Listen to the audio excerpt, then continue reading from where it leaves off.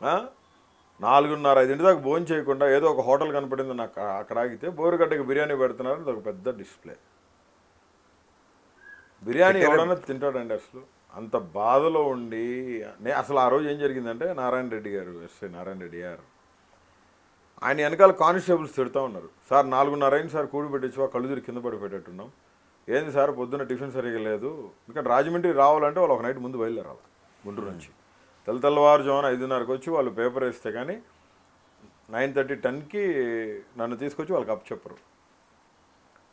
9:30, 10కి నేను అక్కడ బయలుదేరితే మధ్యాహ్నం 2 గంటలకి కోర్టులో హాజరుపరచాలా. మళ్ళీ కోర్టులో హాజరుపరిచిన తర్వాత మొత్తం ఒక సిస్టమ్ అంతా ప్యాక్ అయ్యి పనిచేసి మళ్ళీ నన్ను సాయంత్రం 6:30 లోపే నన్ను జైల్లో సబ్మిట్ చేయాలి.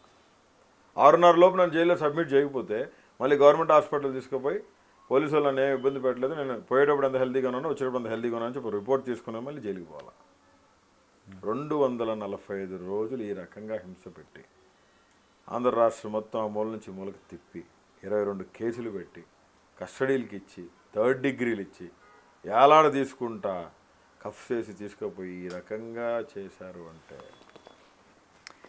ఈ మీరు జైల్లో బైబిల్ ఏదో చదివానని నేను నాకు మంచి టైం దొరికిందని చెప్పాలండి. బైబిల్ చదివాను బాగా, ప్రేయర్లో ఉన్నాను. బైబిల్ చదివిన తర్వాతే I my self decided that I want be change. I don't want be like this.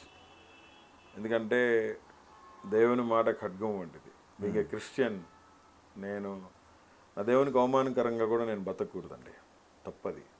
కాబట్టి బైబిల్ మార్చిందండి నన్ను, ప్రామిస్.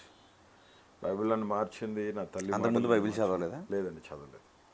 చర్చికి కూడా వెళ్ళేవాడిని కానీ గుర్తాబద్దిగా వెళ్ళేవాడిని, జస్ట్ ప్రేయర్ చేసుకొని వచ్చి ఏదో నామకార్థంగా వెళ్ళేవాడిని.